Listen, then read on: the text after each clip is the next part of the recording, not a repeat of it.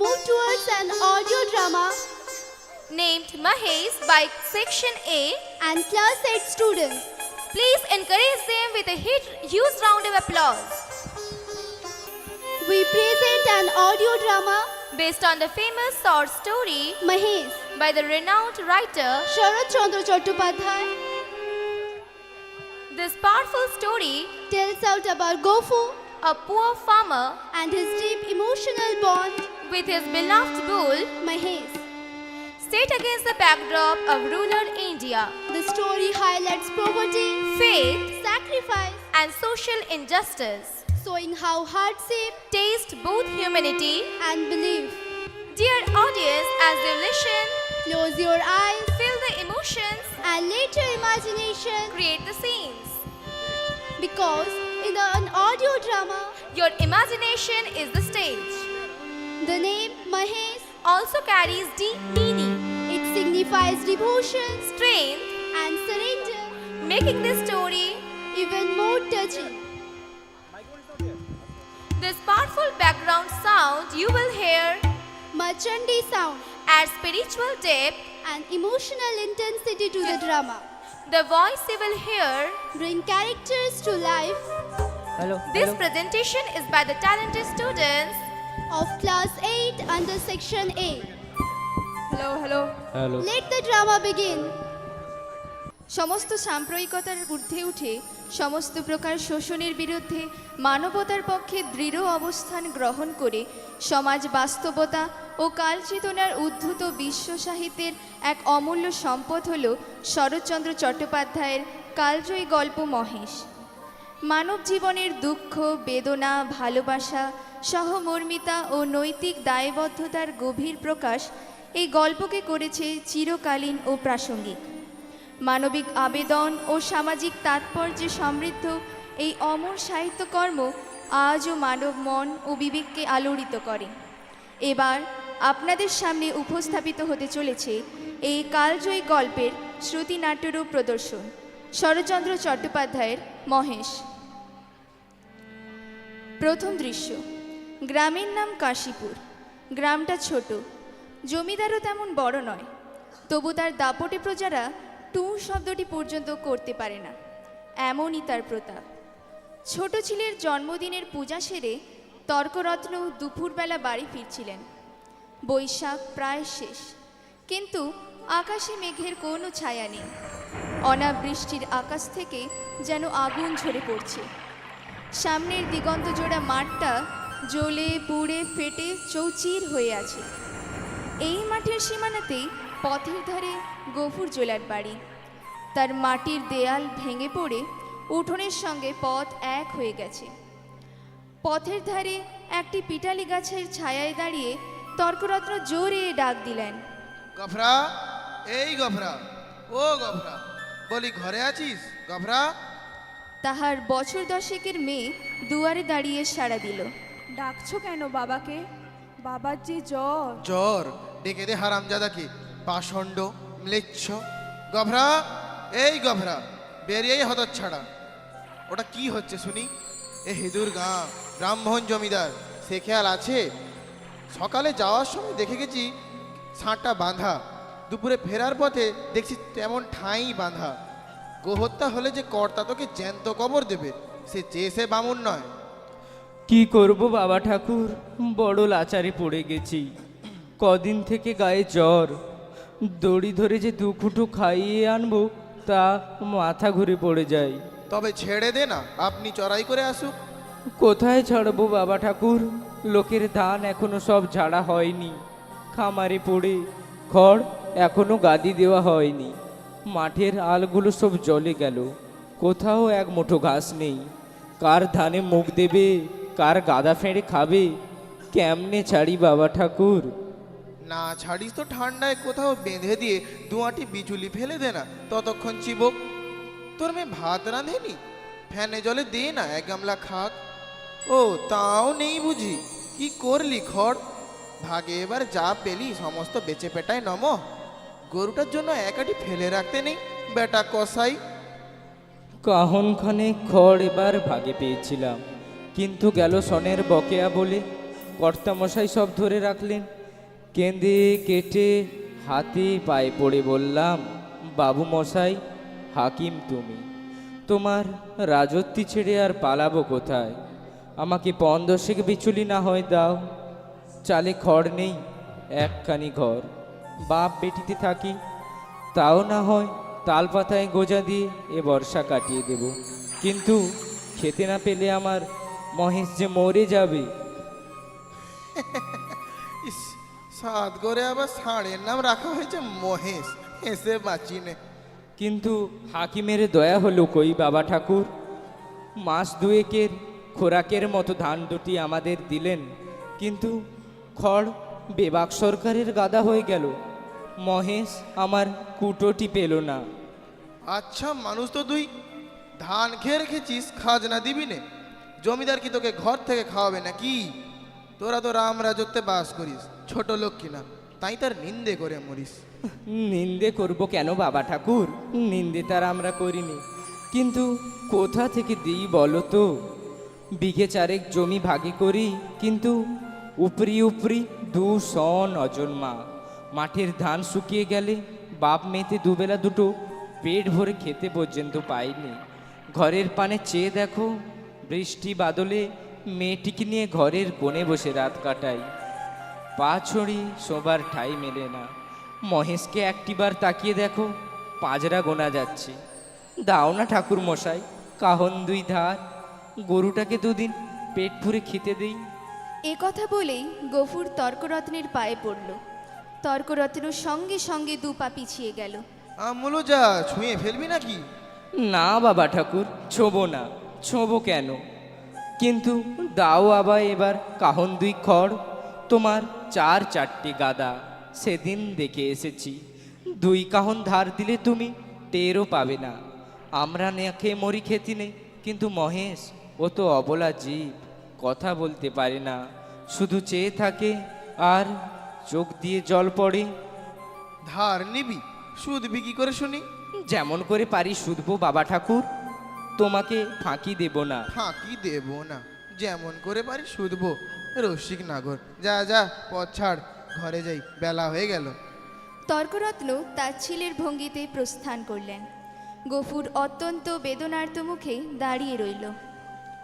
মহেশ, তুই আমার ছেলে, তুই আমাদের 8 সন প্রতিপালন করে বুড়ো হয়েছিস। তোকে আমি পেট পুরে খেতে দিতে পারিনি, কিন্তু তুই তো জানিস তোকে আমি কত ভালোবাসি। এই দুর্বৎসরে তোকে কেমন করে বাঁচিয়ে রাখি বল? ছেড়ে দিলে তুই পরের গাদা ফেঁড়ে খাবি, মানুষের কলা গাছে মুখ দিবি। তোকে নিয়ে আমি কি করি? গায়ে আর তোর জোর নেই, দেশের কেউ তোকে চায় না, লোকে বলে গো হাটায় বেচে ফেলতে। আমি না, এই আমি না, 2টো পুরনো খড় মহেশের সামনে ফেলে দে না মা। সে দি বাবা, কিন্তু তুমি আগে ভাত খাবে এসো। বাবা, তুমি আবার মহেশকে চাল ফেড়ে খড় দিয়েছো? পুরনো পচা খড় মা, আপনিই ঝরে যাচ্ছিল। আমি যে ভেতর থেকে শুনতে পেলাম বাবা, তুমি টেনে বের করেছো। না মা, ঠিক টেনে নয় বটে। কিন্তু দেওয়ালটা যে পড়ে যাবে বাবা। সে কি আমি জানি নে মা, একমাত্র ঘর ছাড়া তো আমাদের সবই গিয়েছে। এমন চলতে থাকলে আগামী বর্ষা পর্যন্ত এ ঘর টিকবে না। হাত ধুয়ে খেতে এসো বাবা, আমি বেড়ে দিয়েছি। ফ্যানটুকু দে তো মা, একেবারে খাইয়ে দিয়ে যাই। ফ্যান যে আজ নেই বাবা, হাঁড়িতেই মরে গেছে। নেই? তুমি চলো, খেয়ে নাও। আমি না, আমার গায়ে যে এবার শীত করে মা, জ্বর গায়ে কি খাওয়া ভালো? কিন্তু তখন যে বললে বড় খিদে পেয়েছে। তখন হয়তো জ্বর ছিল না মা। তাহলে তুলে রেখে দি, সাজের বেলা খেও। কিন্তু ঠান্ডা ভাত খেলে যে অসুখ বাড়বে আমি না। তবে এক কাজ কর না মা, মহেশকে না হয় ধরে দিয়ে আয়, তখন রাতের বেলা আমাকে 1 মুঠো ফুটিয়ে দিতে পারবি নে মা। আমি না। পারবো বাবা। দ্বিতীয় দৃশ্য। 5-7 দিন পরে একদিন পীড়িত গফুর চিন্তিত মুখে দাওয়ায় বসিয়াছিল। তাহার মহেশ কাল হইতে আর ঘরে ফেরে নাই। নিজে সে শক্তিহীন বলিয়া আমিনা সকাল হইতে সর্বত্র খুঁজিয়া বেড়াইতেছে। পরন্ত বেলায় ফিরিয়া আসিয়া সে বলিল, শুনেছ বাবা, শুনেছ? মানিক ঘোষেরা আমাদের মহেশকে থানায় দিয়েছে। দূর পাগলি, থানায় কেন দেবে মহেশকে? হ্যাঁ বাবা, সত্যি। ওদের চাকর বললে তোর বাপকে বলগে যা দরিয়াপুরের খোয়াড়ে খুঁজতে। কি করেছিল মহেশ? তাদের বাগানে ঢুকে গাছপালা নষ্ট করেছে মহেশ। কিন্তু মানিক ঘোষে কাজ করতে পারলো। ও ব্রাহ্মণে ভক্তি তো তার এই অঞ্চলে বিখ্যাত। বেলা যে পড়ে এলো বাবা, মহেশকে আনতে যাবে না? না, কিন্তু ওরা যে বলল 3 দিন পার হলে পুলিশি লোক মহেশকে গোহাটায় বেচে ফেলবে। বেচুকগেই। তৃতীয় দৃশ্য। পরদিন যথাস্থানে আবার মহেশকে দেখা গেল। সেই বাবলাতলা, সেই দড়ি, সেই খুঁটি, সেই তৃণহীন শূন্য আধার। ক্ষুধাতুর কালো চোখে তার সজল উৎসুক দৃষ্টি। কাঁসার বাটি বন্ধক দিয়ে গফুর মহেশকে ছাড়াইয়া এনেছে। একজন বুড়ো গোছের মুসলমান তীক্ষ্ণ চোখে মহেশকে পরীক্ষা করিতেছিল। অদূরে গফুর চুপচাপ বসিয়া থাকিল। পরীক্ষার পরে বুড়ো চাদরের খুঁট ভাঁজ খুলিয়া মসৃণ করিয়া গফুরের কাছে গিয়া কহিল, এই যে গফুর, বলি বায়না তো আগেই করা ছিল, এবার নাও, বাকি টাকাটা নাও। এবার আমরা ওই বুড়ো ষাঁড়টাকে নিয়ে যাই। জনৈক মুসলিম ব্যক্তি টাকা দেওয়ার জন্য হাত বাড়ালো। গফুর ইতস্তত করে হাত বাড়ালো, টাকাটা নিল। সওদাটা কিন্তু ভালোই পেলে গফুর, না হলে অমন বুড়ো গরুর কি অমন দাম পাওয়া যায়? 2 জন লোক সঙ্গে আসিয়াছিল। তারা গরুর দড়ি খুলতে উদ্যোগ করছিল, কিন্তু গফুর হঠাৎ সোজা হয়ে দাঁড়িয়ে উদ্ধত কণ্ঠে বলল, দাঁড়াও মিয়া। কি হলো গফুর? এই নাও তোমার টাকা। আমার মহেশকে আমি বেচবো না। কেন? কেন আবার কি? আমার জিনিস আমি বেচবো না, আমার খুশি। এই বলে গফুর টাকাটা ছুঁড়ে ফেলে দিল সেই ব্যক্তির মুখের ওপর। কাল তাহলে বায়না নিয়ে এলে যে? দিলাম তো তোমার বায়না ফিরিয়ে।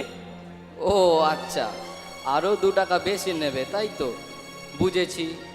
চাপ দিয়ে ঠিক আছে, এই নাও আরও 2 টাকা। না। কিন্তু এর বেশি কেউ একটা আদলা দেবে না, জানো তো? না। না তো কি, চামড়াটাই যা দামে বিকোবে, নইলে মাল আর আছে কি? তবা তবা। দেখো বুড়ো, তোমরা এই মুহূর্তে এই গ্রাম ছেড়ে চলে যাও, না হলে জমিদারের লোক ডেকে জুতো পেটা করে গ্রাম থেকে তাড়াবো। জনৈক মুসলিম ব্যক্তিটি কিন্তু কিন্তু করে প্রস্থান করল। চতুর্থ দৃশ্য। জমিদারের বৈঠকখানা। জনাদশেক মানুষের উপস্থিতি। সকলেই নির্দিষ্ট আসনে উপবিষ্ট। জমিদার শিবুবাবু একটি বিশেষ আসনে উপবিষ্ট। গফুর তার সামনে অধবদনে দণ্ডায়মান। কফরা, তোকে যে আমি কি সেজা দেব ভেবে পাইনি। কোথায় বাস করিস তা জানিস? জানি হুজুর, আমরা খেতে পাইনি, নইলে আজ আপনি যা জরিমানা করতেন আমি না করতাম না। এমন কাজ আর কখনো করব না কর্তা, এই নাক খত দিলাম। আচ্ছা, যা যা হয়েছে, আর কখনো এসব বদ বুদ্ধি করিস নি। পঞ্চম দৃশ্য। গফুর নিজের বাড়িতে। আমিনা, আমিনা, ভাত হয়েছে রে? আমিনা মাথা নিচু করে দাঁড়িয়ে নিরুত্তর। কি হলো, হয়েছে ভাত? না, কি বললি হয়নি? কেন শুনি? চাল নেই বাবা। চাল নেই? সকালে আমাকে বলিসনি কেন? আমি তোমাকে রাত্রিরে যে বলেছিলাম। রাত্রিতে বলেছিলাম? রাত্রিতে বললে কারো মনে থাকে? চাল থাকবে কি করে? রোগা বাপ থাক আর না খাক, বুড়ো মেয়ে 4-5 বার করে ভাত গিলবি। এবার থেকে আমি কুলুপ বন্ধ করে বাইরে যাব। দে 1 ঘটি জল দে, তেষ্টায় বুক ফেটে গেল। বল, তাও নেই? আমিনা অধমুখে যেমন দাঁড়িয়েছিল তেমনি নিরুত্তর হয়ে দাঁড়িয়ে রইল। এভাবে নিরুত্তর থাকা আমিনাকে দেখে গফুর প্রথমে খুব অবাক হয়। তারপর প্রচণ্ড রেগে গিয়ে আত্মসংবরণ করতে না পেরে দ্রুত পদে আমিনার কাছে এসে তাকে সশব্দে এক চড় বসিয়ে দেয়। মুখ পোড়া হারামচাদা মেয়ে, সারাদিন তুই করিস কি? এত লোকে মরে, তুই মরিস না? আমিনা এবারও কোনো কথা বলল না। সামনে পড়ে থাকা মাটির কলসিটি নিয়ে চোখ মুছতে মুছতে মঞ্চ ত্যাগ করলো। আমিনা চলে যাওয়ার পর গফুর কেঁদে উঠল। হে ভগবান, এ আমি কি করলাম? খেতে না পাওয়া মেয়েটার গায়ে হাত তুললাম। কোথায় পাবে ও 4-5 বেলা পেট ভরে ভাত? কোথায় পাবে জল? ঘন্টার পর ঘন্টা দাঁড়িয়ে মানুষের হাতে পায়ে ধরে একটু জল পায়ও, তাও হয়তো আজকে পায়নি। কি বলতে কি বলে ফেললাম। ঠিক এমন সময় জমিদারের পেয়াদা গফুরের কুটির প্রাঙ্গণে এসে দাঁড়ালো। গফরা, এই গফরা, ঘরে আছিস? কেন? বাবু মশাই ডাকছেন, আয়। আমার খাওয়া দাওয়া হয়নি, পরে যাব। বাবুর হুকুম জুতো মারতে মারতে টেনে নিয়ে যেতে। মহারানীর রাজত্বে কেউ গোলাম নয়, খাজনা দিয়ে বাস করি, আমি যাব না। জমিদারের পেয়াদা এবার অগ্নিমূর্তি ধারণ করলো।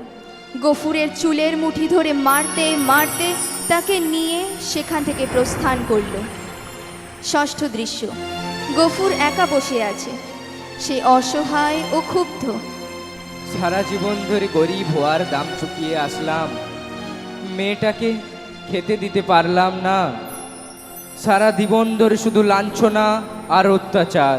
হঠাৎ আমিনার তীব্র চিৎকার শুনতে পাওয়া গেল, সঙ্গে একটা শব্দ। এ কি আমিনা, মা, পড়ে গেলি কি করে রে তুই?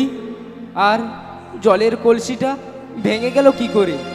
বাবা, মহেশ জল খেতে গিয়ে ধাক্কা দিয়ে দিল। মহেশ, তোকে আজ আমি ছাড়বো না। আমার না খেতে পাওয়া মেয়েটার কষ্ট করে আনা জল তুই নষ্ট করলি। দাঁড়া। না বাবা, এ কি করছো তুমি? মহেশকে ছেড়ে দাও। ওকে আমি আজ আর কিছুতেই ছাড়বো না। না বাবা, না। গফুর কাল যে লাঙ্গলের মাথা খুলে রেখে দিয়েছিল মেরামতের জন্য, মহেশের অবনত মাথার ওপর সে দুই হাতে ধরে জোরে আঘাত করলো। এ কি করলে বাবা? মহেশ যে মরে গেল। গফুর নিরুত্তর থেকে হাতের লাঙ্গলটির দিকে তাকালো। আমিনা তখনও কাঁদছে। আমিনা, চল আমরা যাই কোথায় বাবা? ফুলবেড়ের চটকলে কাজ করতে। কিন্তু এই বাড়ি ঘর। ওসব থাক মা, মহেশের প্রায়শ্চিত্ত হবে। দেরি করিস নে মা, চল, অনেক পথ হাঁটতে হবে। অন্ধকার গভীর রাতে সে মেয়ের হাত ধরে বাইরে বের হলো। গ্রামে তার কোনো আত্মীয় ছিল না, বলার মতো কেউ ছিল না। আঙ্গিনা পার হয়ে পথের ধারে বাবলাতলায় এসে সে থমকে দাঁড়িয়ে হু হু করে কাঁদল। নক্ষত্র খচিত আকাশের দিকে মুখ তুলে বলল, আল্লাহ, আমাকে যত খুশি সাজা দিও, কিন্তু আমার মহেশ দেশটা নিয়ে মরেছে। তার চোরে খাবার এতটুকু জমি কেউ রাখেনি যে তোমার দেওয়া মাঠের ঘাস, তোমার দেওয়া তেষ্টার জল তাকে খেতে দেয়নি। তার কসুর তুমি যেন কখনো মাফ করো না। সমাপ্ত।